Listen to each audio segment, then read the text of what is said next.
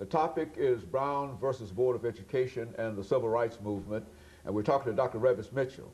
Dr. Mitchell, as we promised before we had ended our second segment, that we'd give you an opportunity to talk about that critical period between 1954 and the 1960s, with the beginning of the so-called Civil Rights Movement, this period of massive resistance and etc. Talk about some of the historical developments in that particular period. I certainly want to set the stage, but in a conversation with my son Roman, who's 12 years old, who's a student, Roman reminded me that we needed to point out about who Brown was. We referred to Brown. Linda Brown. And he reminded me that Linda Brown had to walk about 2 miles to school every day, and her father became upset because in Topeka, Kansas, where they lived, they walked past a school that white students could attend. And it's very poignant. Linda Brown is still out on the circuit. She's still lecturing. But she pointed out that she asked her father one day, why do we have to go past these schools? Why come I can't attend? And Mr. Brown, in statements and in written comments, he pointed out how bad he felt to tell his daughter why she couldn't attend. That he didn't believe she was inferior in any way, but the system.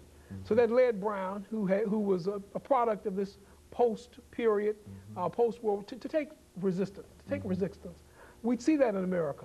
You know, the irony is that many of those young people who 54 through 60 who are educated become the college students who, when the Civil Rights Movement comes about. When you look at Birmingham later, and you look at Arkansas, you look at Little Rock, these people have been exposed to the media. They've read of Brown. I think what sometimes missed when looking at African-American culture is there have been discussions in churches and in clubs and in schools about what Brown meant. And suddenly it empowered the people. It empowered the people to follow nonviolent, passive resistance, but to take a proactive stance. You know, what the Civil Rights Movement really did with the use of the media, it made the world and it made America look at how it was treating its African-American counterparts. How dogs would be sicked upon people, how people would be forced to walk and couldn't ride buses. And all these people were asking for was a God-given right to the American dream. Dr. Mitchell, let me interrupt you because in 1960, when you talked about that incident of the dogs and et cetera, being a student at AM&N College in Pine Bluff, Arkansas, a freshman student, never having taken a pen in hand before to write any kind of statement before in my life. I wrote a little piece of information to the Arkansas Democrat. And the only thing it said was fine example that we're showing to the rest of the world and sign my name. And they published that. And it was from that inspiration alone that I became convinced that I had to tell the story of the African American. You see, I think that, and that has been replicated in so many instances. Here in Nashville, Tennessee, you know, so much civil rights activities would take place here with students working to desegregate the lunch counters. But Nashville's population, Nashvillians, responded to a quiet demand, not a violent demand, but a quiet demand. But just what you said, why are you treating me this way? How come I can come in a store and purchase commodities, purchase a suit, but I can't sit down and have a cola? You know, what have I done? What is my endemic inferiority? Or really said to America, why are you afraid to enter into things with me equally? From the Civil Rights Movement, we have fast progression to Brown, even the present day. And so many institutions which African Americans hold dear, it appears, are under attack. We never demanded the creation of historically black colleges. Historically black colleges were set up in the period after the Civil War for African Americans. But from those colleges, we learned the lessons of the Civil Rights Movement. We learned the lessons of Brown. And many times now it seems that there's a forceful effort in America to dismantle those colleges, those institutions, everywhere from Jackson State in Mississippi to what some see as an attack on Tennessee State here in Nashville, Tennessee. You know, why suddenly is it wrong to have a place for people who have been denied to understand that, to understand the history, and to tell their story to the world? I think the other point about segregation people need to realize is African Americans have never segregated.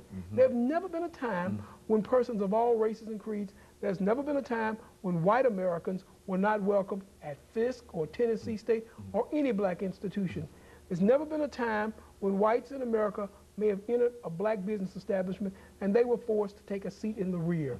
There's never been a time with a black taxi service that it wouldn't support and move white Americans. When is the rest of America going to take the lesson of African Americans from Brown through support of national causes and bring it to fruition?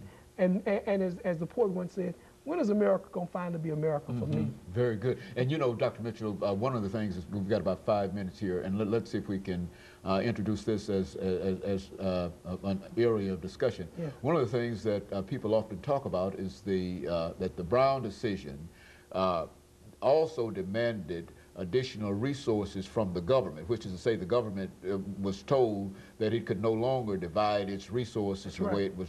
Speak to some of the well, you know, the whole concept of separate but equal, things were never equal.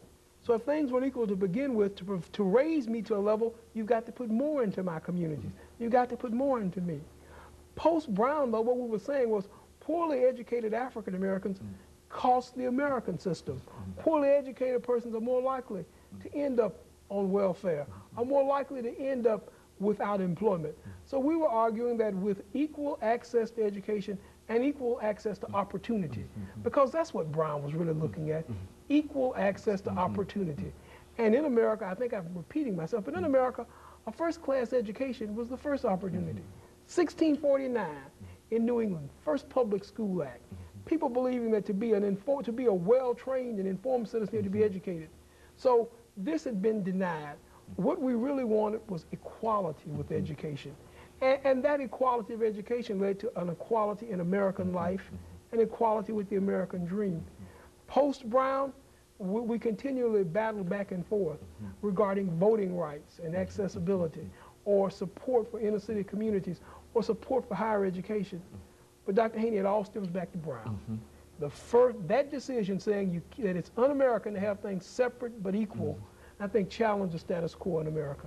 Dr. Mitchell, during the last 3 minutes that we have, let me have you to speak specifically to young people today who might not be focused or involved and even understand. What would you tell them in terms of their responsibility, or do they have a responsibility to continue the expansion of what Brown represented? Yes, they do. It's a shame in America to have forced laws to support people who don't go to school. Truance is not a luxury that especially the minority community can afford. The next great message from Brown and the great American message is we all must vote. America must become a nation where people are fully participating. It's not enough to have 33% of the population vote in national elections. It's not enough to have only 24% of the African American population vote. The promise of Brown, the struggles, and as we move in this century to an international arena and international discussions of economics and others, Americans, all Americans, must vote. They must be well educated. They must be able to support themselves. And literacy. You know, we don't have the luxury of illiteracy anymore in the world. So that's the great lesson of Brown. African Americans took a very little and made quite a bit out of it. Now the legacy is to take that participation and reach the fullest potential. You know, go to high school, go to college, graduate, look at a profession, become involved in community. That's what we should be about. And you would encourage them as some of the final statements dealing with Brown and civil rights to participate in the upcoming presidential election, congressional elections, and state elections, and etc. And in America, in this point in time, a high school education is not enough. A high school education equivals out to about our grandparents. Every person in the sound of my voice needs to consider a college education, the dream of America. There are funds out there, there are possibilities out there. And they must also keep themselves informed by continuing to support and view programs like Comments, because the salient discussions that come about from this stage are ones that can be carried over into the family room, the classroom, the church room. And that's what made Brown work, when people talked about what had happened, when they entered into it, when they were fully participating Americans and fully participating citizens.